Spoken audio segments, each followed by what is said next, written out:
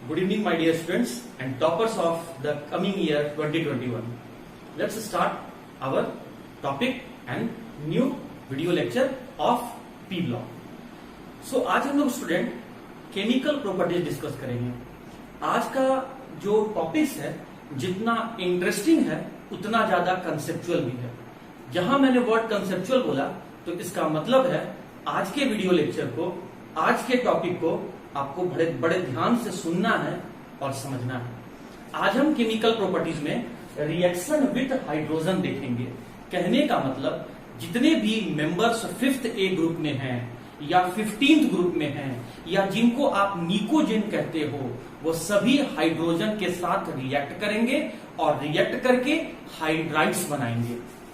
मैं nitrogen, phosphorus, arsenic, antimony और bismuth के लिए जनरलाइज करके सेंट्रल एलिमेंट का सिंबल ई ले लेता हूं। जब सेंट्रल एलिमेंट जब हाइड्रोजन से कंबाइन करेगा तो ये हाइड्राइड बनाएगा और इस हाइड्राइड का फॉर्मूला होगा EH3। मतलब all the members of 5th A group और 15th group react with hydrogen to form hydrides having the general formula EH3, जहां पर E बता रहा है central element nitrogen, phosphorus, arsenic, antimony और बिस्मथ। H बता रहा है टर्मिनल एलिमेंट हाइड्रोजन और 3 बता रहा है the number of bonds between the central element and the terminal element. अब बात है स्टूडेंट ये EH3 का फॉर्मेशन किस तरीके से हुआ, तो आप ये बात बहुत अच्छे ढंग से जानते हैं कि अगर हम बात कर रहे हैं ग्रुप 5th ए के मेंबर्स के बारे में तो उनके वैलेंस शेल में 5 इलेक्ट्रॉन होंगे। वैलेंस शेल में 5 इलेक्ट्रॉन होने के कारण से सिंगल फॉर्म में, मोनो एटॉमिक फॉर्म में सभी एलिमेंट अनस्टेबल होते हैं क्योंकि उनका ऑक्टेट पूरा नहीं होता है। तो अपने ऑक्टेट को पूरा करने के लिए, अपने आप को स्टेबल करने के लिए वो बॉन्ड फॉर्मेशन जैसा प्रोसेस को परफॉर्म करते हैं या बॉन्ड फॉर्मेशन में पार्टिसिपेट करते हैं। यहां भी यही बात है कि हाइड्रोजन के साथ जुड़ने का मकसद, इंटेंशन है to complete its octet, to increase its stability by fulfilling या completing the octet in their outer most shell. अपने बाहरी कक्ष में, अपने आउटर मोस्ट सेल में 8 इलेक्ट्रॉन को पूरा करके, ऑक्टेट को पूरा करके अपने स्टेबिलिटी को बढ़ाने के लिए ही ये जितने भी मेंबर्स 5th ए या 15th ग्रुप के हैं इसीलिए हाइड्रोजन से कंबाइन कर रहे हैं। सिंस इनके वैलेंस शेल में 5 इलेक्ट्रॉन है तो ऑक्टेट पूरा करने के लिए इनको 3 इलेक्ट्रॉन और चाहिए। चाहने का मतलब है गेन करना होगा और गेन करने का सिंबल को हम लोग नेगेटिव साइन से दिखाते हैं। 5 इलेक्ट्रॉन है, 3 और चाहिए, तो इसका मतलब ये जो ऑक्सीडेशन स्टेट शो करेंगे वो -3 शो करेंगे। अब सेंट्रल एलिमेंट E के बाद जो दूसरा कंपोनेंट है वो हाइड्रोजन है। अगर दो कंपोनेंट में से एक मॉलिक्यूल के, दो कंपोनेंट में से एक मॉलिक्यूल के, दो कंपोनेंट में से एक कंपोनेंट अगर इलेक्ट्रॉन को गेन कर रहा है तो दूसरा कंपोनेंट ऑब्वियसली स्टूडेंट इलेक्ट्रॉन को लूज ही करेगा। तो अगर ये गेन कर रहा है तो ये लूज करेगा। As we know, as we are familiar with the fact, जैसा कि हम लोग जानते हैं कि हाइड्रोजन का एटॉमिक नंबर 1 होता है, वो एक ही इलेक्ट्रॉन को लूज कर सकता है या एक ही इलेक्ट्रॉन को गेन कर सकता है। यहां पर उसका दूसरा कंपोनेंट इलेक्ट्रॉन को गेन कर रहा है तो हाइड्रोजन इलेक्ट्रॉन को लॉस करेगा। तो कितने इलेक्ट्रॉन का लॉस करेगा? 1 इलेक्ट्रॉन का लॉस करेगा। तो ये हो गया +1। अब इन दोनों को आप क्रॉस कर दो। जब क्रॉस कर दोगे तो यहां पर ये 1 जो है वो लेफ्ट हैंड साइड में आ जाएगा, जिसको लिखा नहीं जाता है, अंडरस्टूड है, और ये जो आपका टॉप में लिखा हुआ है ये राइट में चला जाएगा। और इस तरीके से जब सेंट्रल एलिमेंट या ग्रुप 5th ए के मेंबर जब हाइड्रोजन से कंबाइन करते हैं तो हाइड्राइड बनाते हैं, ट्राई हाइड्राइड्स बनाते हैं, जिसका जनरल फॉर्मूला है EH3, जहां पर E सेंट्रल एलिमेंट है। और अगर इसको हम जनरलाइज करके लिखें तो ये हो गया NH3, ये हो गया PH3, E की जगह पर आप रखते जाइए NH3, PH3, ASH3, SBH3 और लास्ट में है माय डियर स्टूडेंट BiH3, जहां पर NH3 का नाम है अमोनिया, PH3 का नाम है pH3 का नाम है फॉस्फीन, बहुत इंपॉर्टेंट है, आप ये दो नाम जरूर से याद रखें, एक अमोनिया याद रखें और एक फॉस्फीन याद रखें। अगर ये दो याद रखते हैं तो आपको एग्जामिनेशन पॉइंट ऑफ व्यू से बहुत बहुत यूजफुल है, बहुत काम आएगा। बाकी का नाम अगर याद रखते हैं तो अच्छी बात है, नहीं याद रखता है तो कोई बात नहीं है ना, बॉदर होने का जरूरत नहीं है। ASH3 का नाम है आर्सीन, आर्सीन। SbH3 का नाम है स्टीबीन, स्टीबीन, स्टीबीन। और BiH3 का नाम है माय डियर स्टूडेंट बिस्मुथीन, बिस्मुथीन, बिस्मुथीन। तो इस तरीके से इस ग्रुप में रहने वाले 5th A या 15 ग्रुप में रहने वाले जो मेंबर्स हैं वो देख सकते हैं कि EH3 टाइप का हाइड्राइड्स बनाया, जिसका एग्जांपल ये है। या हम कह सकते हैं कि जब निकोजेन हाइड्रोजन से कंबाइन करता है तो निकोमाइड बनाता है, जिसका जनरल फॉर्मूला है EH3। तो हाइड्राइड बनाने वाले निकोमाइड्स का एग्जांपल बताइए, अमोनिया, फॉस्फीन, आर्सीन, स्टीबीन एंड बिस्मुथीन। अब माय डियर स्टूडेंट, अब यहां से इसके बारे में एक और जनरलाइज्ड इंफॉर्मेशन मैं आपको बताने जा रहा हूं। इसके लिए जो इन सभी पे लागू होगा, जो इस सभी हम लोग कह सकते हैं निकोमाइड पे लागू होगा, इस पर हम लोग बॉन्ड पेयर निकालेंगे, इसका हम लोग लोन पेयर निकालेंगे, इसका हम लोग, मैं शॉर्ट में लिख रहा हूं, हाइब्रिडाइजेशन कैलकुलेट करेंगे, फिर शेप कैलकुलेट करेंगे और फाइनली हम लोग इसका स्ट्रक्चर देखेंगे। ये 5 इंट्रोडक्शन वाला पॉइंट। देखो, जब मॉलिक्यूल में जो नंबर आपको दिख रहा है, इसमें सब स्क्रिप्ट में नीचे लिखा हुआ नंबर को कहते हैं सब स्क्रिप्ट, ऊपर कोई वैल्यू लिखा हुआ होता तो कहते सुपर स्क्रिप्ट। अभी ये सब स्क्रिप्ट को देखो, यहाँ पर कितना बता रहा है, क्या वैल्यू लिखा हुआ है 3, तो ये बॉन्ड पेयर को बता रहा है। इसका मतलब है कि निकोजेन मतलब 5th A के मेंबर्स और हाइड्रोजन के बीच में 3 बॉन्ड पेयर बन रहा है, तो बॉन्ड पेयर हो गया 3। अब सुनो बात को, देखो इसके बैलेंस सेल में, इस सेंट्रल एलिमेंट के बैलेंस सेल में 5 इलेक्ट्रॉन था, 5 इलेक्ट्रॉन में से 3 इलेक्ट्रॉन दे दिया, तो बचा कितना इलेक्ट्रॉन, 2 इलेक्ट्रॉन। तो 2 इलेक्ट्रॉन का पेयर कितना होगा, तो एक पेयर बच गया, तो लोन पेयर हो गया 1। ये मैंने बहुत ही शॉर्ट तरीका आपको बताया bond pair lone pair calculate करने का। वैसे तो student bond pair lone pair calculate करने का वेरियस प्रोसेस आप लोग क्लास 11 में डिस्कस किए होंगे, बट मैं आपको बहुत शॉर्ट तरीके से बता दे रहा हूं कि पलक झपकते ही आप उसको आंसर कैलकुलेट कर सकते हैं। जो मॉलिक्यूल दिया हुआ है उसमें जो वैल्यू लिखा हुआ है वो बॉन्ड पेयर को बताता है। अब अगर लोन पेयर कैलकुलेट करना है तो उसके बैलेंस सेल में कितना इलेक्ट्रॉन है पहले ये ऑब्जर्व कर लो। तो इन जो आप ग्रुप पढ़ रहे हैं वो 5th ग्रुप है, मतलब इनके बैलेंस सेल में 5 इलेक्ट्रॉन है, 5 में से 3 दे दिया तो बचा 2, 2 का पेयर बनाओगे तो 1 आएगा, तो लोन पेयर हो गया 1।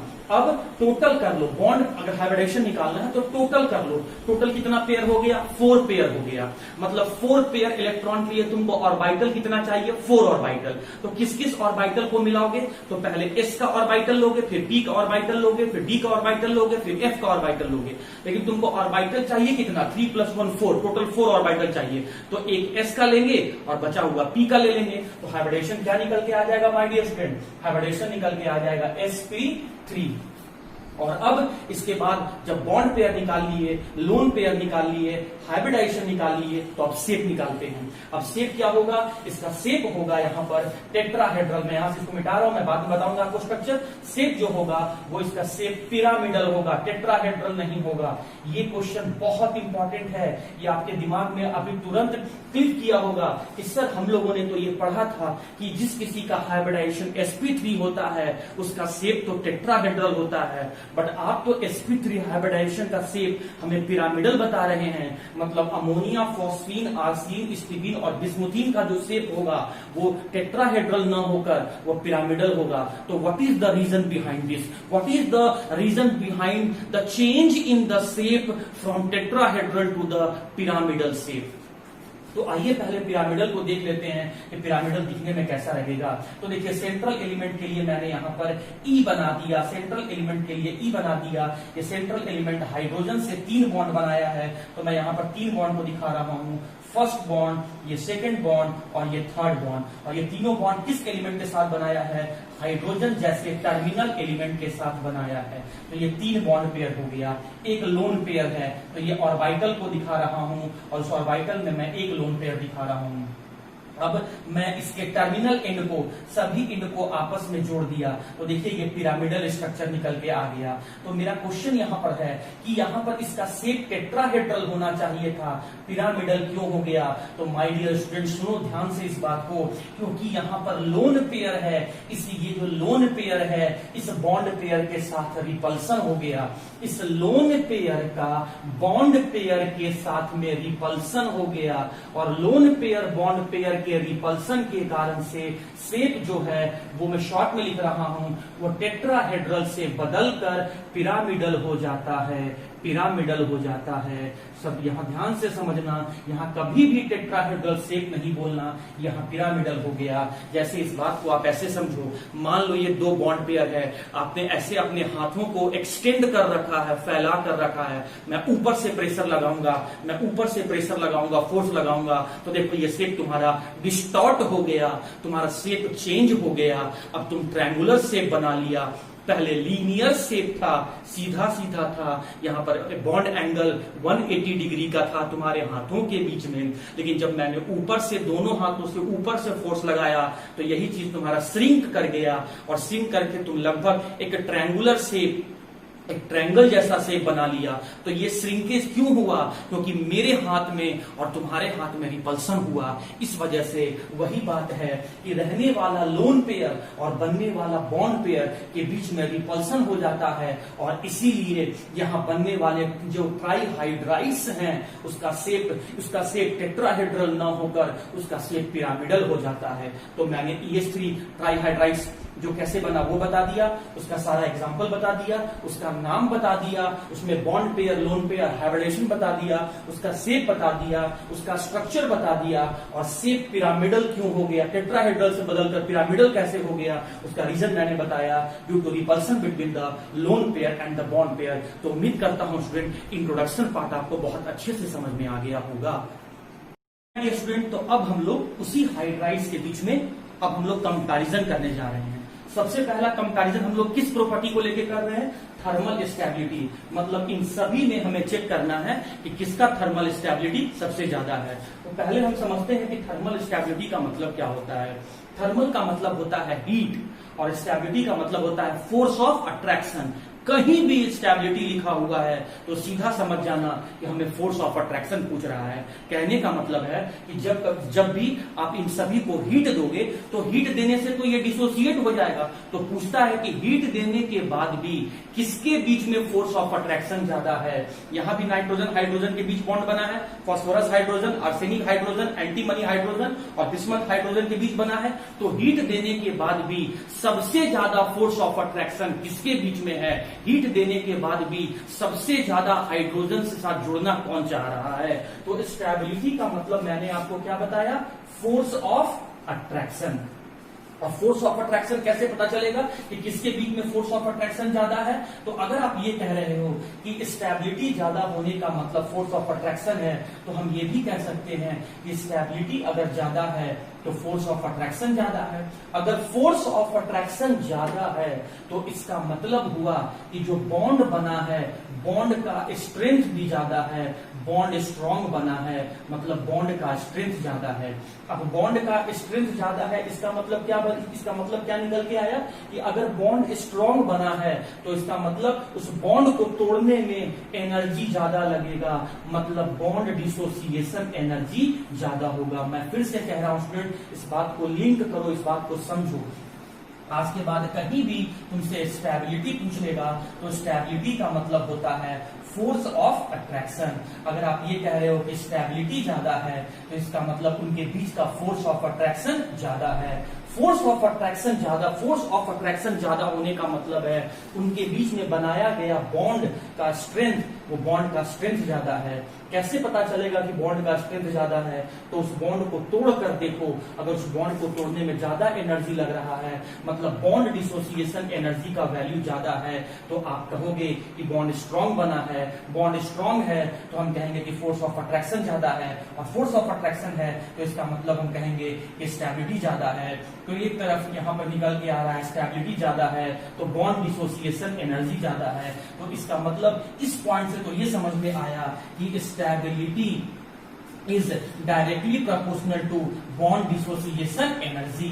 तो आज के बाद कभी भी थर्मल स्टेबिलिटी चेक करना होगा तो आप चेक कर लेना बॉन्ड डिसोसिएशन एनर्जी। जिसका बॉन्ड डिसोसिएशन एनर्जी ज्यादा होगा उसी का स्टेबिलिटी ज्यादा होगा, जिसका बॉन्ड डिसोसिएशन एनर्जी कम होगा उसी का स्टेबिलिटी कम होगा। और आप अभी जानते हो स्टूडेंट कि अगर यहाँ पर नाइट्रोजन के ऊपर -3 चार्ज था तो हाइड्रोजन के ऊपर +1 चार्ज था, फास्फोरस के ऊपर -3 चार्ज था तो हाइड्रोजन के ऊपर +1 चार्ज था। अगर यहाँ दो अपोजिट चार्ज काम कर रहा है तो हम लोग कूलम्ब्स लॉ लगा सकते हैं, और कूलम्ब्स लॉ कहता है force of attraction is inversely proportional to size का स्क्वायर r स्क्वायर, और r स्क्वायर के लिए मैंने कह दिया साइज। तो अगर मुझे साइज पता चल जाएगा तो मुझे फोर्स ऑफ अट्रैक्शन पता चल जाएगा, और फोर्स ऑफ अट्रैक्शन पता चल जाएगा तो बॉन्ड डिसोसिएशन एनर्जी मालूम चल जाएगा। इसी फोर्स ऑफ अट्रैक्शन की जगह पर अगर आप बदल के लिखना चाहोगे तो यहीं पर आप लिख सकते हो बॉन्ड डिसोसिएशन एनर्जी। तो आप स्टेबिलिटी बोलो, फोर्स ऑफ अट्रैक्शन बोलो, बॉन्ड स्ट्रेंथ बोलो या बॉन्ड डिसोसिएशन एनर्जी बोलो, सब एक ही टर्म है। तो मैंने इस कूलम्ब्स लॉ को मैं थोड़ा चेंज करने जा रहा हूं, फोर्स ऑफ अट्रैक्शन की जगह पर बॉन्ड डिसोसिएशन एनर्जी अप्लाई कर दिया। अब बात आया स्टूडेंट साइज। तो देखिए आप बहुत अच्छे ढंग से जानते हो, छोटे क्लास के मैथ्स में पढ़े हुए हो, अगर सर्कल छोटा है तो डायमीटर भी छोटा होगा, लेकिन अगर सर्कल बड़ा है तो डायमीटर भी बड़ा होगा। ये मैं क्यों बोल रहा हूं, ये मैं थोड़ा केमिस्ट्री में इसको लिंक करता हूं।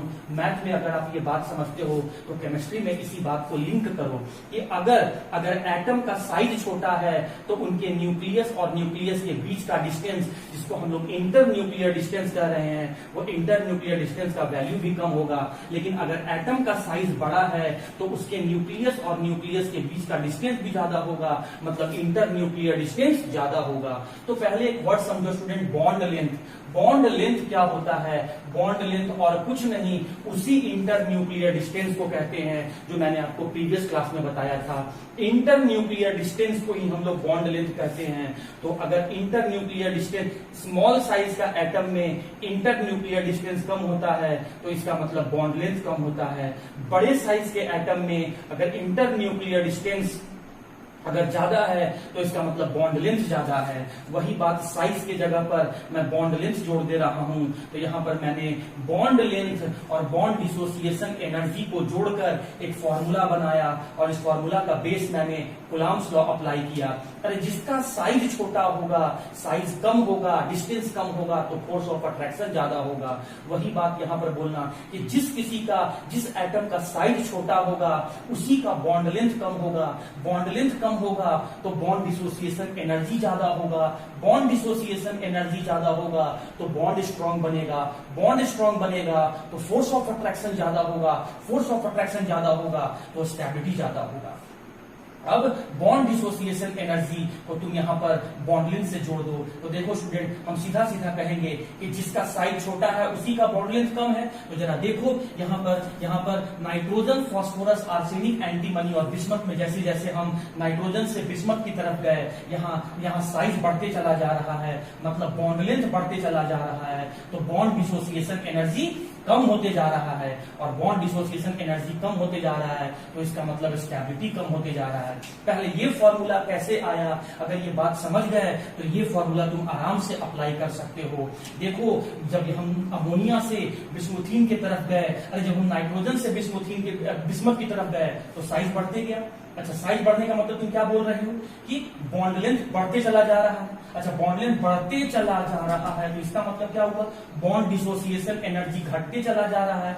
बॉन्ड डिसोसिएशन एनर्जी अगर कम होते जा रहा है तो स्टेबिलिटी कम होते जा रहा है। तो स्टेबिलिटी कम होते जा रहा है तो सबसे ज्यादा स्टेबिलिटी किसका होगा? अमोनिया का, फिर फॉस्फीन का, फिर आर्सिन का, फिर स्टिबीन का, और सबसे कम स्टेबिलिटी किसका है? बिस्मुथीन का। सबसे ज्यादा स्टेबिलिटी किसका है? अमोनिया का। एक वर्ड में आंसर बताओ, सबसे ज्यादा स्टेबिलिटी अमोनिया का क्यों है? क्योंकि इसका बॉन्ड डिसोसिएशन एनर्जी ज्यादा है। सबसे कम स्टेबिलिटी बिस्मुथीन का क्यों है? क्योंकि इसका बॉन्ड डिसोसिएशन एनर्जी कम है। तो my dear student, thermal stability अगर आपको समझ में आया है तभी आगे का प्रॉपर्टी समझ में आएगा, और अगर नहीं समझ में आया है वीडियो को फिर से आप एक बार देखो, और फिर भी नहीं समझ में आता है तो आप मुझसे क्वेश्चन पूछ सकते हैं। Examination objective examination point of view से ये क्वेश्चन बहुत ही ओके माय डियर स्टूडेंट। अब सेकंड प्रॉपर्टी है हम लोग का रिड्यूसिंग पावर। अब रिड्यूसिंग पावर का मतलब क्या होता है? Power to give hydrogen. Now you have to check the power to give the hydrogen. सबसे जल्दी हाइड्रोजन देने का टेंडेंसी किसका है? सभी जितने भी निकोजेन हैं वो सभी कोई हाइड्रोजन के साथ कंबाइन करके निकोमाइड बनाया और हाइड्राइड बनाया ऑफ द टाइप EH3। सभी के साथ हाइड्रोजन जुड़ा हुआ है। आपसे पूछ रहा है कि सबसे जल्दी हाइड्रोजन देने का टेंडेंसी किसका है? तो भाई सबसे जल्दी हाइड्रोजन देने का टेंडेंसी उसी का होगा जो सबसे वीक बॉन्ड बनाया होगा हाइड्रोजन के साथ, और सबसे वीक बॉन्ड हाइड्रोजन के साथ वही बनाया होगा जिसका स्टेबिलिटी कम होगा। तो आप बताइए इन सभी में सबसे कम स्टेबिलिटी किसका है? तो आप बहुत अच्छे ढंग से जानते हैं स्टूडेंट कि सिंस इसका बॉन्ड डिसोसिएशन एनर्जी कम है इसीलिए ये मिनिमम स्टेबल है, और मिनिमम स्टेबल है इस कारण से बिस्मथ हाइड्रोजन के बीच बना हुआ बॉन्ड जो है वो बॉन्ड बहुत वीक है। इनफैक्ट हम लोग बोल सकते हैं वीकेस्ट बॉन्ड बनाया गया है बिस्मथ और हाइड्रोजन के बीच में। तो बॉन्ड के टूटने का टेंडेंसी क्या होगा? बॉन्ड जल्दी टूट जाएगा। हाइड्रोजन को रिलीज करने का टेंडेंसी, हाइड्रोजन को लॉस करने का टेंडेंसी या हाइड्रोजन को दूसरे को देने का टेंडेंसी ज्यादा है। लॉस लूजिंग टेंडेंसी, हम लोग इसको ऐसे बोल सकते हैं losing of hydrogen, losing of hydrogen, या इसको ऐसे कह लो student hydrogen losing tendency is maximum. और इसीलिए हम लोग कह सकते हैं कि अगर हाइड्रोजन को लूज करने का टेंडेंसी सबसे ज्यादा है तो ऑब्वियस सी बात है इसका रिड्यूसिंग पावर सबसे ज्यादा है।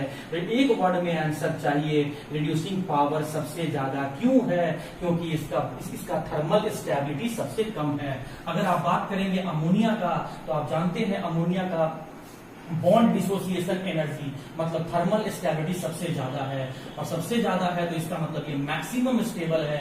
मैक्सिमम स्टेबल है तो नाइट्रोजन और हाइड्रोजन के बीच में स्ट्रॉन्ग बॉन्ड बना है, और अगर स्ट्रॉन्ग बॉन्ड बना है मतलब नाइट्रोजन अगर हाइड्रोजन को स्ट्रांगली पकड़ के रखा है तो हाइड्रोजन वाला बॉन्ड टूटने का टेंडेंसी कम, हाइड्रोजन को लूज करने का टेंडेंसी कम, और हाइड्रोजन को लूज करने का टेंडेंसी अगर कम होगा तो हम लोग कह सकते हैं स्टूडेंट कि जो रिड्यूसिंग पावर है मतलब दूसरे को हाइड्रोजन देने का टेंडेंसी है, मतलब जो रिड्यूसिंग पावर है वो रिड्यूसिंग पावर भी सबसे कम है। एक वर्ड में आंसर चाहिए, तो एक वर्ड में आंसर है कि ये मैक्सिमम स्टेबल है इसीलिए मिनिमम रिड्यूसिंग पावर है, ये मिनिमम स्टेबल है इसीलिए मैक्सिमम रिड्यूसिंग पावर है। तो रिड्यूसिंग पावर सबसे ज्यादा किसका होगा? बिस्मुथीन का, फिर उसके बाद स्टीबीन का, फिर उसके बाद आर्सिन का, उसके बाद फॉस्फीन का, और सबसे कम रिड्यूसिंग पावर किसका है? सबसे कम रिड्यूसिंग पावर आपका अमोनिया का है। तो उम्मीद करता हूं सेकंड प्रॉपर्टी रिड्यूसिंग प्रॉपर्टी भी हम लोग डिस्कस करने वाले हैं बेसिक नेचर, मतलब अमोनिया से लेकर बिस्मुथीन जो बना हुआ निकोमाइड्स है उसका बेसिक नेचर हम लोग को कंपैरिजन करना है। सबसे पहले तो आपको ये समझना होगा कि आखिर बेस का मतलब क्या होता है। बहुत सारे आप में से स्टूडेंट अभी तक इसी कंसेप्ट को दिमाग में बैठा के रखे हुए हैं कि जो वाटर में डिसोसिएट होकर हाइड्रोक्साइड आयन दे, OH माइनस आयन दे तो उसे हम बेस कहेंगे। तो माय डियर स्टूडेंट उस हिसाब से देखा जाए तो किसी में OH माइनस तो है ही नहीं, हाइड्रोक्साइड है ही नहीं, तो आपके हिसाब से तो फिर ये बेस होगा ही नहीं। आप में जब ये कोई बेस है ही नहीं तो फिर इनका बेसिक नेचर क्या कंपैरिजन करोगे? तो कहने का मतलब है आप डेफिनेशन को करेक्ट करो, आप सही डेफिनेशन को चूज करो, आप सही डेफिनेशन को समझो। देखो लेविस एक साइंटिस्ट था, उसने भी एसिड और बेस को डिफाइन किया और उसने क्या बोला कि जो भी इलेक्ट्रॉन डिफिशिएंट होगा मतलब इलेक्ट्रॉन पुअर होगा उसे आप एसिड कहेंगे, और जो इलेक्ट्रॉन इफिशिएंट होगा मतलब इलेक्ट्रॉन रिच स्पीसीज होगा उसे हम बेस कहेंगे। नाउ एक पॉइंट को समझने के बाद अगला पॉइंट में कंफ्यूजन आ गया कि sir how we will recognise, how we will identify that the particular species are electron deficient और इलेक्ट्रॉन इफिशिएंट। हम कैसे पता करेंगे कि दिया गया मॉलिक्यूल या स्पीसीज इलेक्ट्रॉन डिफिशिएंट है कि इलेक्ट्रॉन इफिशिएंट है? तो अगर उसका ऑक्टेट नहीं पूरा होगा, अगर उसके ऑर्बिटल्स वैकेंट रह जाते हैं तो वो इलेक्ट्रॉन डिफिशियंट है। लेकिन अगर उसका ऑक्टेट पूरा है तो वो इलेक्ट्रॉन इफिशियंट है। ऑक्टेट पूरा होने के बाद अगर उसके पास लोन पेयर है तब वो इलेक्ट्रॉन इफिशियंट है। तो आइए देखते हैं स्टूडेंट, आप देख सकते हैं कि बॉन्ड पेयर 3 है, 3 बॉन्ड में 6 इलेक्ट्रॉन और एक लोन पेयर है, मतलब 2 इलेक्ट्रॉन यहाँ, तो इसका मतलब यहाँ पर नाइट्रोजन का ऑक्टेट पूरा है और लोन पेयर भी है। उसी तरीके से फास्फोरस में एक बार देख लो, बॉन्ड पेयर 3 है, मतलब 6 इलेक्ट्रॉन तो यही हो गया और 2 इलेक्ट्रॉन ऊपर हो गया, मतलब 8 इलेक्ट्रॉन हो गया। ऑक्टेट फास्फोरस का पूरा है और लोन पेयर भी रखे हुए हैं। तो since all of them contain the lone pair, सभी के पास लोन पेयर है, इसीलिए इलेक्ट्रॉन डोनेट करने का टेंडेंसी है, स्वभाव है, नेचर है, इसीलिए all of them are Lewis base. मैं फिर से बोल रहा हूं, एक क्वेश्चन यहां पे आएगा, how will you say that ammonia is a Lewis base? तो हम बोलेंगे कि since the nitrogen atom in the ammonia molecule contain one lone pair and due to this lone pair it has the electron donating tendency, and since it has the electron donating tendency hence it is Lewis base। मैं फिर से बोल देता हूं, ammonia में nitrogen के पास एक lone pair है, उस लोन पेयर के होने के कारण से नाइट्रोजन का इलेक्ट्रॉन डोनेट करने का स्वभाव है, इसीलिए जो अमोनिया है वो आपका लेविस बेस है। तो सभी का ऑक्टेट पूरा है, सभी के पास लोन पेयर है, इसीलिए सभी कोई लेविस बेस है। तो अगर सब कोई बेस है तो हमें ये पता करना है कि मैक्सिमम बेसिक कौन है, मिनिमम बेसिक कौन है, और अमोनिया से बिस्मुथीन की तरफ जाने पर बेसिक नेचर बढ़ रहा है कि घट रहा है। तो अब आइए इन 3 क्वेश्चन का जवाब ढूंढते हैं।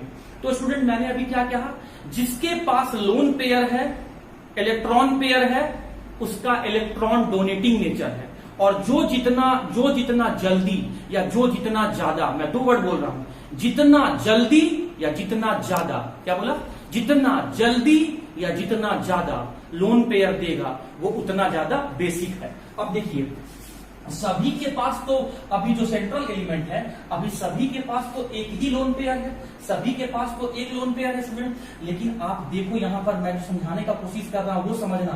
देखो मैं एक लोन पेयर यहां पर ऐसे बना दिया, मैं नाइट्रोजन का लोन पेयर ऐसे बना दिया और ये हाइड्रोजन को मैंने इस तरीके से यहां दिखा दिया।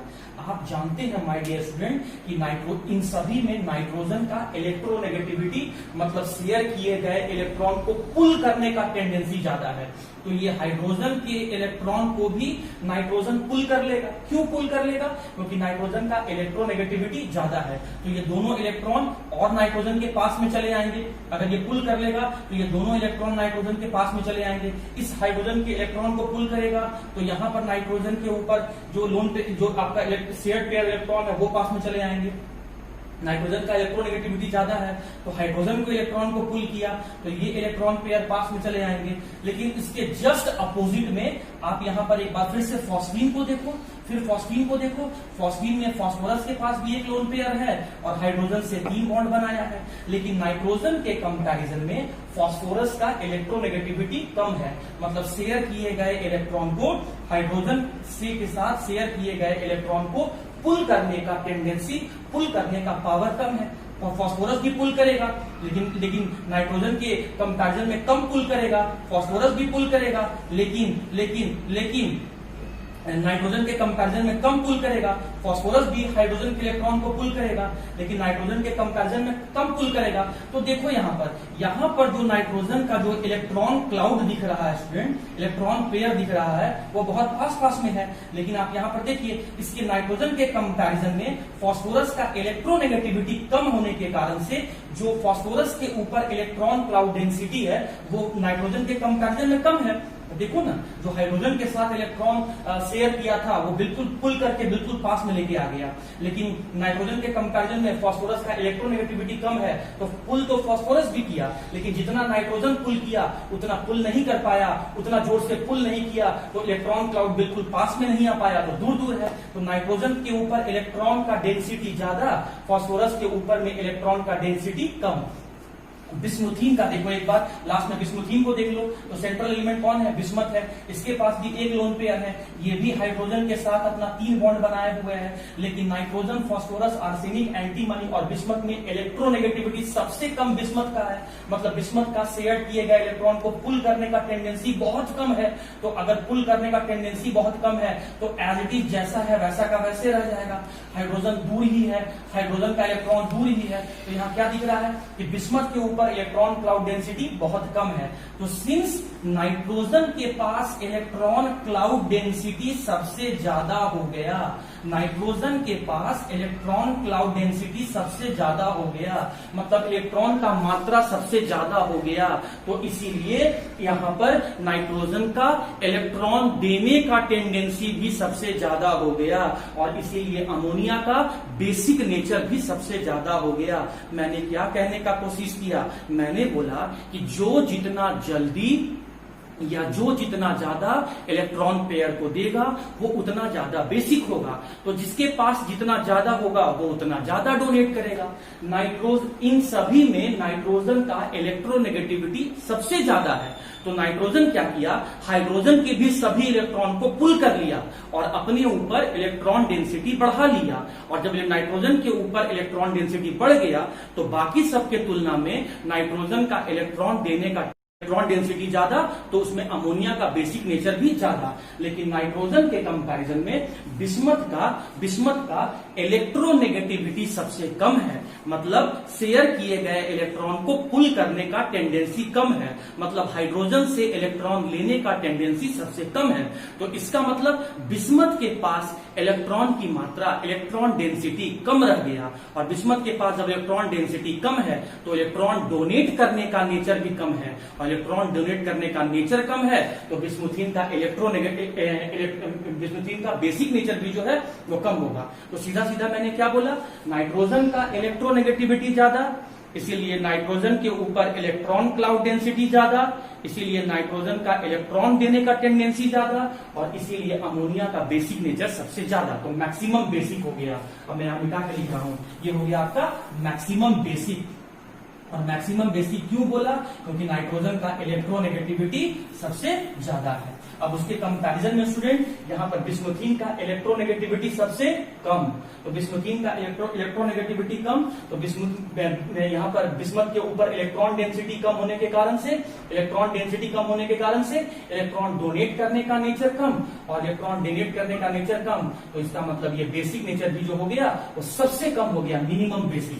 तो ये मैक्सिमम, तो ये मिनिमम, मतलब बेसिक नेचर, इलेक्ट्रॉन डोनेट करने का नेचर घटते चला जा रहा है, कम होते जा रहा है। सबसे ज्यादा अमोनिया, तब फॉस्फीन, तब आर्फीन, तब स्टीपीन और तब बिस्मुथीन। सबसे ज्यादा क्यों बोले, क्योंकि इसमें जो सेंट्रल एलिमेंट नाइट्रोजन है उसका इलेक्ट्रोनेगेटिविटी ज्यादा, इलेक्ट्रॉन डेंसिटी ज्यादा, इसीलिए डोनेटिंग नेचर ज्यादा। देखो मैं सब रीजन लिख दिया स्टूडेंट, डोनेटिंग नेचर ज्यादा, और डोनेटिंग नेचर ज्यादा इसीलिए बेसिक नेचर भी ज्यादा। और यहाँ मैं क्या लिखूं, वही बात लिखूंगा कि बिस्मुथीन में बिस्मथ का इलेक्ट्रोनेगेटिविटी कम, तो इलेक्ट्रॉन डेंसिटी क्या हो जाएगा, इलेक्ट्रॉन डेंसिटी भी कम हो जाएगा, और इलेक्ट्रॉन डेंसिटी कम हो जाएगा तो इलेक्ट्रॉन को डोनेट करने का टेंडेंसी, इलेक्ट्रॉन डोनेटिंग टेंडेंसी भी जो क्या हो जाएगा, इलेक्ट्रॉन डोनेटिंग टेंडेंसी कम हो जाएगा। इलेक्ट्रॉन डोनेटिंग टेंडेंसी कम हो जाएगा तो बेसिक नेचर भी क्या हो जाएगा, आपका कम हो जाएगा। सो अमोनिया इज मैक्सिमम बेसिक और बिस्मुथीन इज मिनिमम बेसिक। और आप जानते हैं कि बेसिक स्ट्रेंथ और एसिडिक स्ट्रेंथ एक दूसरे का उल्टा होता है। तो अगर ये मिनिमम बेसिक है तो इसका मतलब मैक्सिमम एसिडिक है, और अगर ये मैक्सिमम बेसिक है तो इसका मतलब मिनिमम एसिडिक है। अगर बेसिक नेचर घटते जा रहा है तो इसका मतलब एसिडिक नेचर जो है आपका वो बढ़ते चला जाएगा। और ये क्वेश्चन मैंने आपसे पूछा था कि अभी आज मैं डीपीपी में दिया हुआ हूं कि एसिडिक नेचर बताएं और बेसिक नेचर बताएं, तो आप इस तरीके से बेसिक नेचर और एसिडिक नेचर दोनों कंपेयर। तो फोर्थ प्रॉपर्टी हम लोग डिस्कस करने जा रहे हैं बॉइलिंग पॉइंट। अब बॉइलिंग पॉइंट क्या होता है, ये तो आप जूनियर क्लास में, छोटे से क्लास में पढ़े हुए हैं कि लिक्विड स्टेट से गैसियस स्टेट में चेंज करने के लिए हमें जितना हीट सप्लाई करना पड़ेगा, जिस टेम्परेचर पर लिक्विड स्टेट से गैसियस स्टेट में सब्सटेंस बदल जाए, उसी टेम्परेचर को हम लोग उस सब्सटेंस का बॉइलिंग पॉइंट कहते हैं। तो जहां कहीं भी फिजिकल स्टेट में बदलाव आए तो वहां पर रीजन होता है वान डर वाल फोर्स का बदल जाना। तो जैसे कि हम जानते हैं कि बॉइलिंग पॉइंट में स्टेट बदल रहा है, लिक्विड से गैसियस स्टेट में कन्वर्ट हो रहा है, मतलब वान डर वाल फोर्स भी बदल रहा होगा। तो बॉइलिंग पॉइंट किससे डिसाइड होता है? वान डर वाल फोर्स से। अब वान डर वाल फोर्स किससे डिसाइड होगा? मॉलिक्यूलर वेट से। तो हम कह सकते हैं कि जिसका मॉलिक्यूलर वेट ज्यादा होगा उसमें वान डर वाल फोर्स ज्यादा होगा। वान डर वाल फोर्स क्या है? एक तरह का बॉन्ड है, मतलब मॉलिक्यूलर वेट ज्यादा होने से बॉन्ड का स्ट्रेंथ बढ़ जाता है। वान डर वाल फोर्स बढ़ जाने का मतलब क्या बोल रहा हूं मैं? बॉन्ड का स्ट्रेंथ बढ़ गया। तो मॉलिक्यूलर वेट बढ़ा, वान डर वाल फोर्स बढ़ा, वान डर वाल फोर्स बढ़ा, फोर्स ऑफ अट्रैक्शन बढ़ा, फोर्स ऑफ अट्रैक्शन बढ़ा, फोर्स ऑफ अट्रैक्शन जितना ज्यादा हो गया उसको ज्यादा हीट देना पड़ेगा उसके स्टेट को चेंज करने के लिए, मतलब उसका बॉइलिंग पॉइंट ज्यादा होगा। तो जैसे ही बॉइलिंग पॉइंट पूछे आप मॉलिक्यूलर वेट कंपैरिजन कर लेना। और मॉलिक्यूलर वेट स्टूडेंट आपको निकालने आता होगा, सभी के एटॉमिक वेट का सम करना होता है, सभी के एटॉमिक वेट को ऐड करना होता है। नाइट्रोजन का एटॉमिक वेट कितना होता है? 14 और हाइड्रोजन का 1, तो 1 into 3 कितना हो गया? 3। तो यहाँ पर 14 + 3 कितना हो गया? 17, मतलब यहाँ अमोनिया का मॉलिक्यूलर वेट 17। फास्फोरस का एटॉमिक वेट 31 और हाइड्रोजन का 1, तो 1 into 3 कितना हो गया? 3। तो फॉस्फीन का मॉलिक्यूलर वेट कितना हो गया? 34। आर्सेन में आर्सेनिक का एटॉमिक वेट कितना होता है स्टूडेंट? 75 और हाइड्रोजन कितना ले लिया? 3। तो यहाँ मॉलिक्यूलर वेट कितना हो गया? 78। स्टीबीन में एंटीमनी का एटॉमिक वेट कितना होता है? 121 और हाइड्रोजन कितना ले लिया? 3। तो यहाँ कितना हो गया? 124 हो गया इसका मॉलिक्यूलर वेट। बिस्मुथीन में बिस्मथ का एटॉमिक वेट कितना होता है स्टूडेंट? 208 और हाइड्रोजन कितना ले लिया? 1 into 3, 3। तो कितना हो गया? 211। आप क्या देख रहे हैं? जैसे जैसे तुम अमोनिया से बिस्मुथीन की तरफ जा रहे हो मॉलिक्यूलर वेट बढ़ रहा है। मॉलिक्यूलर वेट बढ़ने से वान डर वाल फोर्स बढ़ता होगा, वान डर वाल फोर्स बढ़ने से फोर्स ऑफ अट्रैक्शन बढ़ रहा होगा और फोर्स ऑफ अट्रैक्शन के बढ़ने से उसका बॉइलिंग पॉइंट का वैल्यू भी ज्यादा हो रहा होगा। तो सबसे ज्यादा बॉइलिंग पॉइंट किसका है? बिस्मुथीन का। क्यों ज्यादा है? क्योंकि वान डर वाल फोर्स ज्यादा है। वान डर वाल फोर्स क्यों ज्यादा है? क्योंकि मॉलिक्यूलर वेट ज्यादा है। उसके बाद स्टीबीन का, उसके बाद आर्सेन का, उसके बाद फॉस्फीन का और उसके बाद सबसे कम किसका होगा? अमोनिया होगा। इस लॉजिक के अकॉर्डिंग तो ये आंसर आना चाहिए, लेकिन ऐसा नहीं है माय डियर स्टूडेंट, ये गलत है। यहां पर एक एक्सेप्शन है। एक्सेप्शनली अमोनिया का बॉइलिंग पॉइंट का वैल्यू फॉस्फीन और आर्सेन से ज्यादा होता है। अब बात आया कैसे, यही तो समझना है स्टूडेंट हम लोग को बात को। मैंने क्या बोला? वान डर वाल फोर्स जितना ज्यादा होगा, मतलब फोर्स ऑफ अट्रैक्शन जितना ज्यादा होगा, बॉइलिंग पॉइंट में ज्यादा होगा। अच्छा, आप एक बात तो जानते होंगे कि नाइट्रोजन नॉन मेटल है और बिस्मथ आपका मेटल है। नाइट्रोजन से जब तुम बिस्मथ की तरफ जा रहे हो तो मेटालिक नेचर बढ़ रहा है और आप जानते हैं कि मेटल जो होता है वो सॉलिड होता है, हार्ड होता है, रिजिड होता है, डेंसर होता है, फोर्स ऑफ अट्रैक्शन उसमें ज्यादा होता है, इसीलिए उसके स्टेट को बदलने में हमें ज्यादा एनर्जी लगता है। इसीलिए बिस्मुथीन का तो बॉइलिंग पॉइंट सबसे ज्यादा है। तो इसमें फोर्स, वान डर वाल फोर्स सबसे ज्यादा है, फोर्स ऑफ अट्रैक्शन सबसे ज्यादा है, इसीलिए यहां पर इसका बॉइलिंग पॉइंट का वैल्यू ज्यादा है। एक्सेप्शनली क्या होता है कि अमोनिया में एक और बॉन्ड का फॉर्मेशन होता है, दैट इज हाइड्रोजन बॉन्डिंग। वान डर वाल फोर्स के अलावा अमोनिया में हाइड्रोजन बॉन्डिंग भी होता है और दो बॉन्ड होने के कारण से अमोनिया के बीच में भी, अमोनिया मॉलिक्यूल के बीच में भी यहां पर फोर्स ऑफ अट्रैक्शन बढ़ जाता है और फोर्स ऑफ अट्रैक्शन बढ़ गया तो उसके मॉलिक्यूल के स्टेट को चेंज करने में हमें ज्यादा एनर्जी देना पड़ता है, मतलब उसका बॉइलिंग पॉइंट का वैल्यू भी ज्यादा होता है।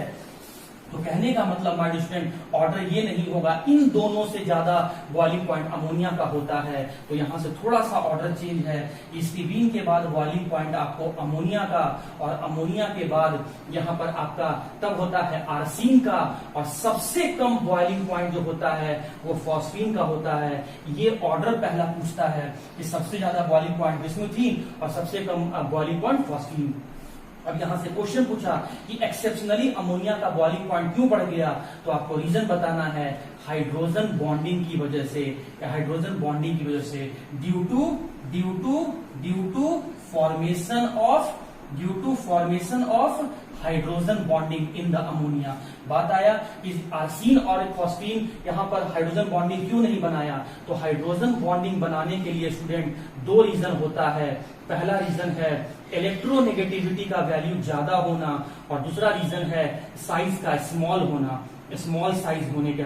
तो कहने का मतलब फास्फोरस और आर्सीन इन दोनों का इलेक्ट्रोनेगेटिविटी का वैल्यू कम होता है और साइज बड़ा होता है, इसीलिए वो हाइड्रोजन के साथ जुड़ के हाइड्रोजन बॉन्डिंग नहीं बनाता है। लेकिन नाइट्रोजन का इलेक्ट्रोनेगेटिविटी का वैल्यू ज्यादा है और साइज में भी वो छोटा है। सेकंड, अपने ग्रुप में सबसे छोटा साइज नाइट्रोजन का ही है, तो साइज में भी छोटा है, इसीलिए यहाँ पर अमोनिया में हाइड्रोजन बॉन्डिंग बनता है और अमोनिया में हाइड्रोजन बॉन्डिंग ही बनने के कारण से एक्सेप्शनली अमोनिया में फोर्स ऑफ अट्रैक्शन बढ़ जाता है और इस कारण से फॉस्फीन और आर्सीन के से अमोनिया का बॉइलिंग पॉइंट सबसे ज्यादा हो जाता है। तो पहले आपको याद रखना है बॉइलिंग पॉइंट मैंने कैसे निकाला वो याद रखना है। एंड यहाँ पर थर्ड क्वेश्चन था कि एक्सेप्शनली अमोनिया का बॉइलिंग पॉइंट क्यों बढ़ गया, और फोर्थ क्वेश्चन आता है कि अमोनिया हाइड्रोजन बॉन्डिंग बना लिया लेकिन फॉस्फीन हाइड्रोजन बॉन्डिंग क्यों नहीं बनाया। तो उसके पीछे मैंने रीजन बता दिया कि फॉस्फीन में फॉस्फोरस का इलेक्ट्रोनेगेटिविटी कम है इसीलिए हाइड्रोजन बॉन्डिंग नहीं बनाया, और लेकिन अमोनिया में नाइट्रोजन का इलेक्ट्रोनेगेटिविटी ज्यादा है इसीलिए यहाँ पर अमोनिया जो है वो हाइड्रोजन बॉन्डिंग का फॉर्मेशन किया। तो उम्मीद करता हूँ हाइड्राइड्स में ये चारों प्रॉपर्टी आपको समझ में आ गया होगा। इनफैक्ट 4 नहीं 5 प्रॉपर्टी, थर्मल स्टेबिलिटी, उसके बाद मैंने आपको बताया basic nature, acidic nature, reducing power और सबसे आखिरी मैंने बताया बॉइलिंग पॉइंट। तो ये पांचों का ऑर्डर आप उनको लिख के होमवर्क में सेंड करेंगे डीपीपी। हम लोग हाइड्राइड्स को समझने के बाद हाइड्रोजन के साथ पहले रिएक्शन करवाएं, हाइड्राइड्स बनाएं और उसमें हम लोग thermal stability, basic nature, boiling point, reducing nature, acidic strength जैसा प्रॉपर्टी को स्टडी किए। अब हम लोग क्या करवा रहे हैं कि 5th ए ग्रुप में रहने वाला एलिमेंट्स या 15th ग्रुप में रहने वाला एलिमेंट्स या फिर निकोजेन का हम लोग इस बार हैलोजन के साथ रिएक्शन करवा रहे हैं। E indicates the member of, E indicate the central element which are the member of 5th A group. X indicate the halogen which are located in the 7th A group of the periodic table।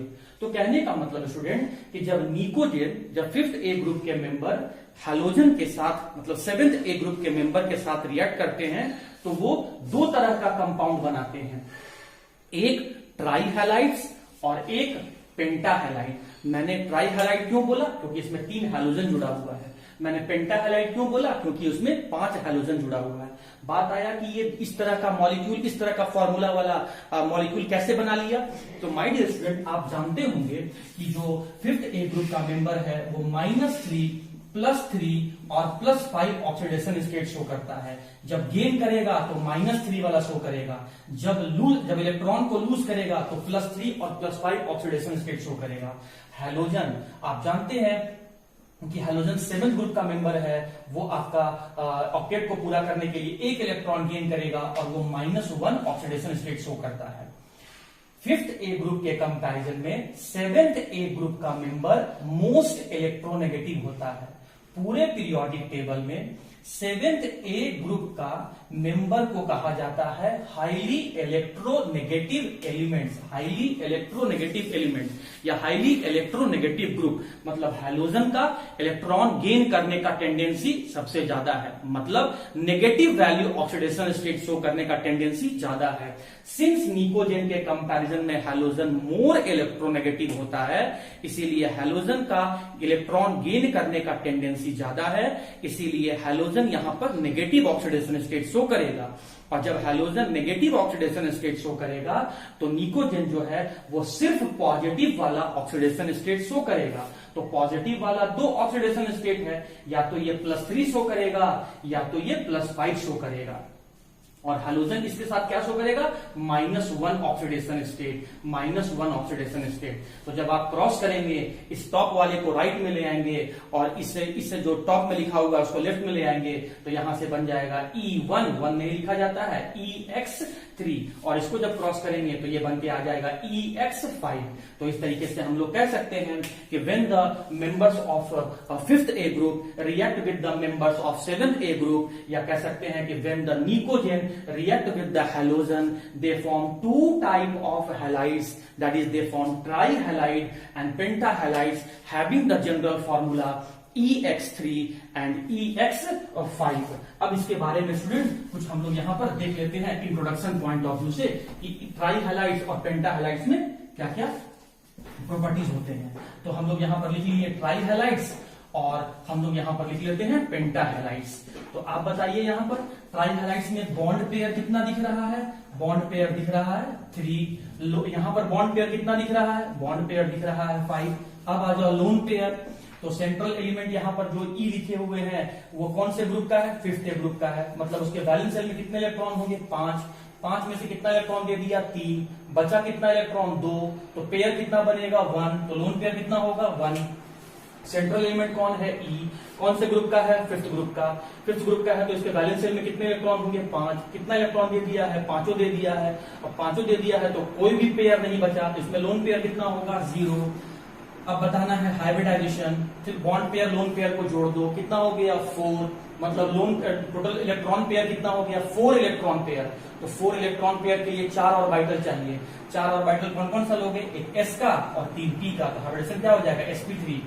यहाँ पर total add करो bond pair lone pair को, कितना हो गया? 5। मतलब तुमको 5 pair electron pair के लिए 5 ऑर्बिटल चाहिए। s से कितना ऑर्बिटल मिलेगा? 1। p से कितना ऑर्बिटल मिलेगा? 3। और 1 और 3 4 हो गया। तो d का कितना ऑर्बिटल चाहिए? 1। तो इसका हाइब्रिडेशन क्या हो जाएगा? sp3d।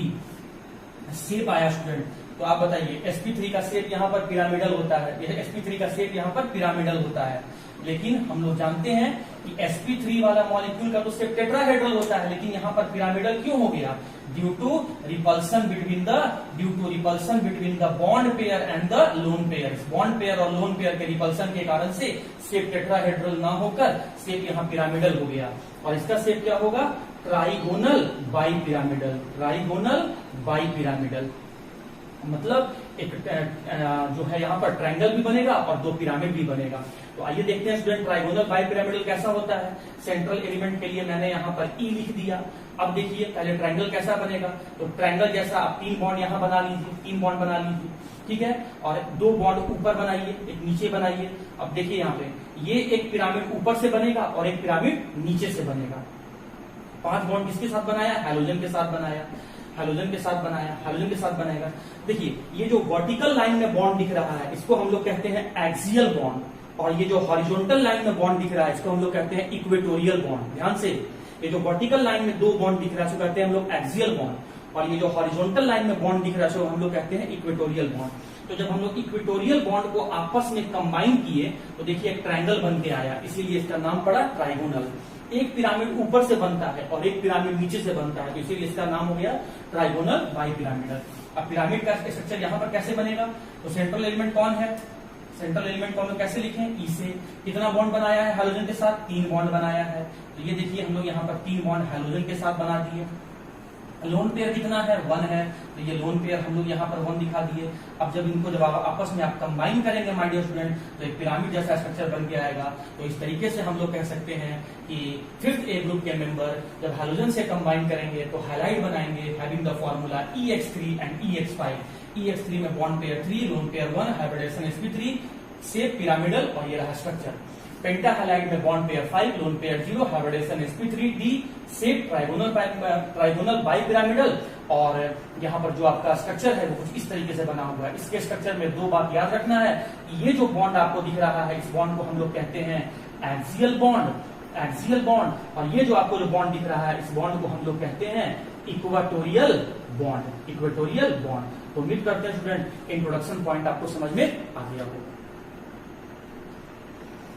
ओके स्टूडेंट्स, तो इस हाइलाइट्स में हमें कुछ क्वेश्चन डिस्कस करना है। देखिए यहां पर क्या देख रहे हैं? नाइट्रोजन 5 बॉन्ड बनाया है, 5 बॉन्ड बनाया है, 5 बॉन्ड बनाया है। नाइट्रोजन कभी भी पेंटाहैलाइड नहीं बनाता है। कहने का मतलब नाइट्रोजन कभी भी 5 हैलोजन एटम के साथ नहीं जुड़ेगा। इसके पीछे 2 रीजन बोलना है। पहला रीजन क्या बोलना है कि नाइट्रोजन का मैक्सिमम कोवैलेंसी 4 होता है, इसीलिए नाइट्रोजन पेंटाहैलाइड नहीं बनाता है। दूसरा रीजन क्या बोलना है कि नाइट्रोजन के पास वैकेंट डी ऑर्बिटल नहीं होता है, इसीलिए नाइट्रोजन पेंटाहैलाइड नहीं बनाता है। इसीलिए NCl5, NBr5, Ni5 में से कोई भी एग्जिस्ट नहीं करेगा। और मैं 2 रीजन बता दिया। क्वेश्चन नंबर 2 में इसमें से कौन एग्जिस्ट करेगा, कौन एग्जिस्ट नहीं करेगा? NF ये सब क्या है, ट्राई हैलाइड्स है, मतलब यहाँ पर नाइट्रोजन 3 हैलोजन के साथ जुड़ा, 3 fluorine, 3 chlorine atom, 3 bromine atom और 3 आयोडीन एटम के साथ। NF3 तो एग्जिस्ट करता है, NCl3 भी एग्जिस्ट करता है, लेकिन ट्राई हैलाइड्स में NBr3 और Ni3 एग्जिस्ट नहीं करता है। क्यों? Due to size difference, greater size difference between the nitrogen and bromine, या फिर नाइट्रोजन और आयोडीन।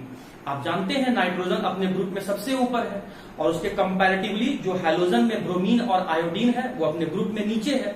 तो नाइट्रोजन का साइज जहां छोटा है उसके कॉन्ट्रेरी में, उसके जस्ट विपरीत ब्रोमीन और आयोडीन का साइज बड़ा है। तो छोटे साइज का नाइट्रोजन एटम बड़े बड़े साइज के हैलोजन के साथ जुड़ गया, इस कारण से मॉलिक्यूल अनस्टेबल हो गया और इसीलिए वो एग्जिस्ट नहीं कर रहा है। तो क्या रीजन बोले, ट्राई हैलाइड्स में भी कभी भी नाइट्रोजन ब्रोमीन और आयोडीन जैसे हैलोजन के साथ जुड़ के ट्राई हैलाइड नहीं बनाता है, due to greater size difference between the nitrogen and bromine और नाइट्रोजन एंड आयोडीन। अच्छा, क्वेश्चन नंबर 3 क्या स्टूडेंट, कि इसमें से कौन सा एग्जिस्ट नहीं करेगा? तो आप जानते हैं बिस्मथ कभी भी पेंटाहेलाइड नहीं बनाता है, और इसके पीछे रीजन मैंने क्या बताया था, कि रीजन बताया था इनर्ट पेयर इफेक्ट, क्योंकि बिस्मथ को 5 बॉन्ड बनाने के लिए 5 इलेक्ट्रॉन लूज करना पड़ेगा, और बिस्मथ 5 इलेक्ट्रॉन इसीलिए लूज नहीं करता है क्योंकि बिस्मथ के s सबसेल में रहने वाले इलेक्ट्रॉन बॉन्डिंग में पार्टिसिपेट नहीं करते हैं, इसीलिए बिस्मथ मैक्सिमम 3 कोवैलेंसी शो करता है। बिस्मथ सिर्फ ट्राई हैलाइड बना सकता है, बिस्मथ कभी भी पेंटाहेलाइड नहीं बनाएगा। और 4th क्वेश्चन जो है, यहाँ पर जो बना हुआ ट्राई हैलाइड्स है और जो बना हुआ पेंटाहेलाइड्स है, ट्राई हैलाइड्स का मैंने एग्जांपल ले लिया PCl3 फॉस्फोरस ट्राइक्लोराइड, और पेंटाहेलाइड का मैंने एग्जांपल ले लिया PCl5 that is phosphorus pentachloride. तो कहता है कि फॉस्फोरस ट्राइक्लोराइड और फॉस्फोरस पेंटाक्लोराइड में से मोर कोवैलेंट नेचर किसमें है? तो माय डियर स्टूडेंट, ये एनसीईआरटी का क्वेश्चन है। हमेशा पेंटाहेलाइड, हमेशा मतलब इस 5th ग्रुप के मेंबर के साथ पेंटाहेलाइड जो होगा वो मैक्सिमम कोवैलेंट होगा, मोर कोवैलेंट होगा, मोर कोवैलेंट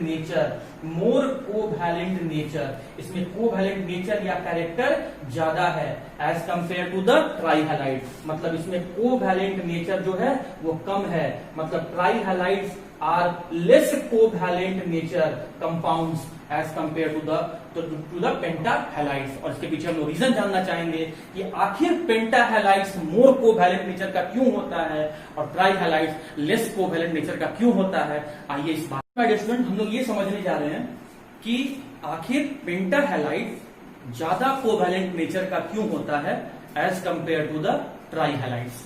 तो देखिए, इसके रीजन को समझने के लिए एक वर्ड में आंसर है पोलराइजिंग पावर।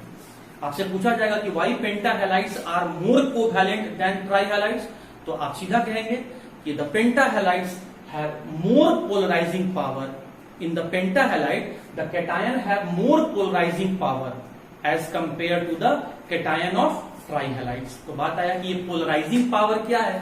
तो देखिए, जैसा कि आप लोग स्टूडेंट 2 वर्ड जानते हैं, कैटायन और अनायन। आयनिक कंपाउंड के, आयनिक बॉन्ड के 2 कंपोनेंट होते हैं, कैटायन और अनायन। कैटायन बनता है इलेक्ट्रॉन के लॉस से, इसीलिए कैटायन का साइज छोटा होता है। अनायन बनता है इलेक्ट्रॉन के गेन से, इसीलिए अनायन का साइज बड़ा होता है। कैटायन इलेक्ट्रॉन के लॉस से बनता है, इसीलिए इसको हम लोग कह रहे हैं इलेक्ट्रॉन पुअर स्पीसीज। अनायन इलेक्ट्रॉन के गेन से बनता है, इसीलिए इसको हम कह रहे हैं इलेक्ट्रॉन रिच स्पीसीज।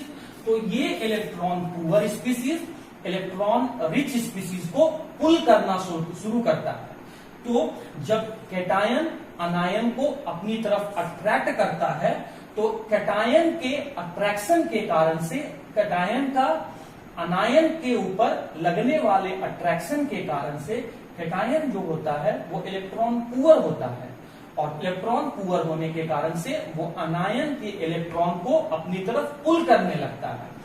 इस कारण से अनायन का शेप में डिस्टॉर्शन हो जाता है, शेप बिगड़ जाता है, और इसका शेप पुल करने के कारण से डिस्टॉर्टेड हो जाता है, ये कुछ ऐसा हो गया। क्यों ऐसा हो गया? क्योंकि कैटायन जो है वो अनायन के इलेक्ट्रॉन को पुल करने लगा।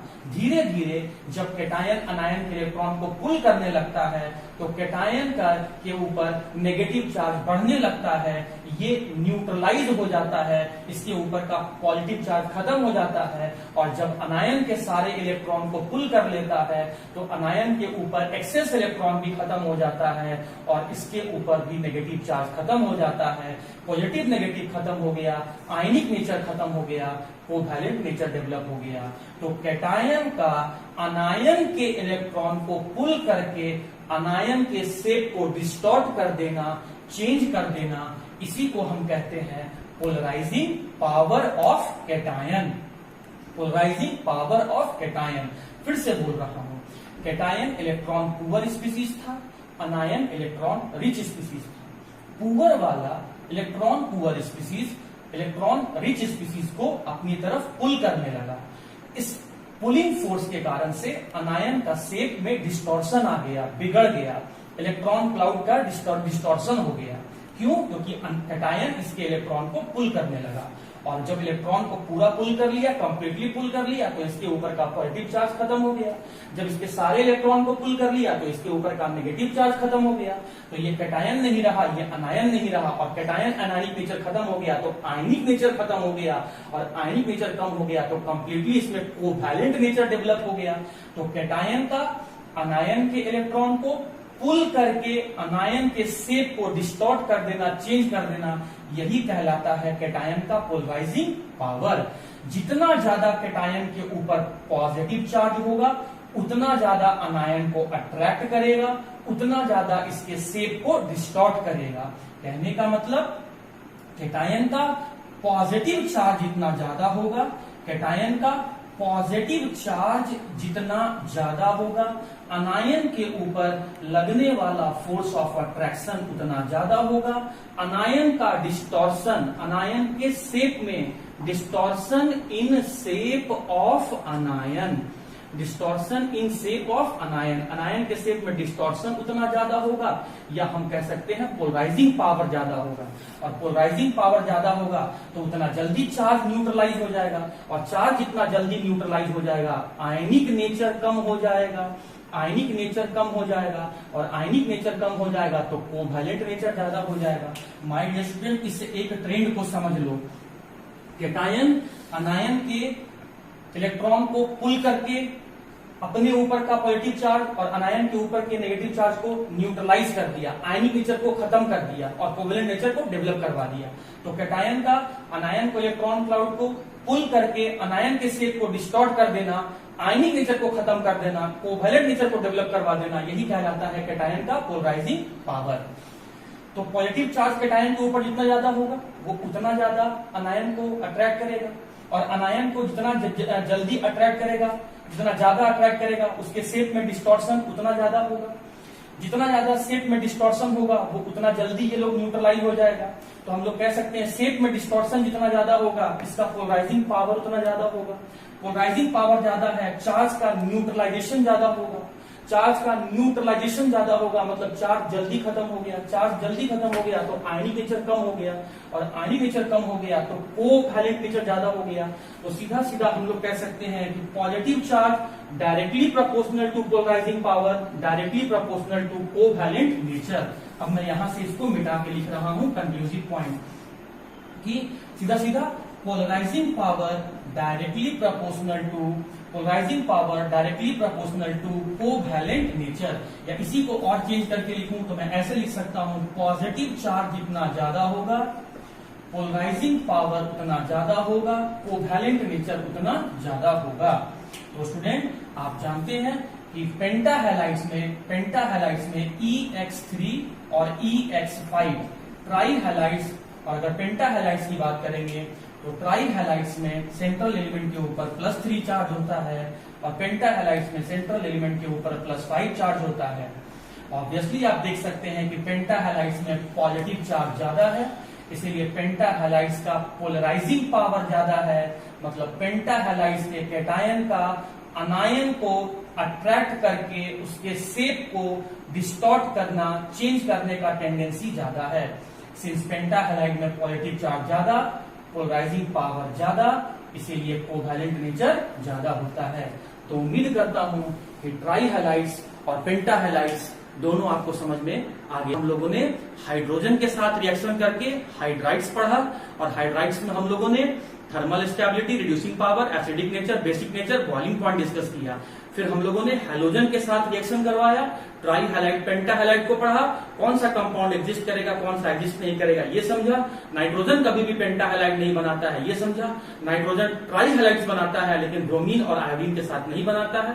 बिस्मथ कभी भी पेंटाहैलाइड नहीं बनाता है, और बनाया गया पेंटाहैलाइड में कोवैलेंट नेचर ज्यादा होता है एज कंपेयर टू द ट्राईहैलाइड। और उसके पीछे मैंने रीजन बताया कि पेंटाहैलाइड्स में सेंट्रल एलिमेंट का पोलराइजिंग पावर ज्यादा होता है, और पोलराइजिंग पावर क्यों ज्यादा होता है, क्योंकि उस पर पॉजिटिव चार्ज ज्यादा, पॉजिटिव चार्ज ज्यादा, पोलराइजिंग पावर ज्यादा, इसीलिए कोवैलेंट नेचर ज्यादा। और पोलराइजिंग पावर मैंने क्या बोला, कैटायन का अनायन के इलेक्ट्रॉन को अट्रैक्ट करके अनायन के शेप को चेंज कर देना, यही कहलाता है कैटायन का पोलराइजिंग पावर। और पोलराइजिंग पावर जितना ज्यादा होगा, चार्ज का न्यूट्रलाइजेशन, चार्ज खत्म होने का टेंडेंसी ज्यादा होगा।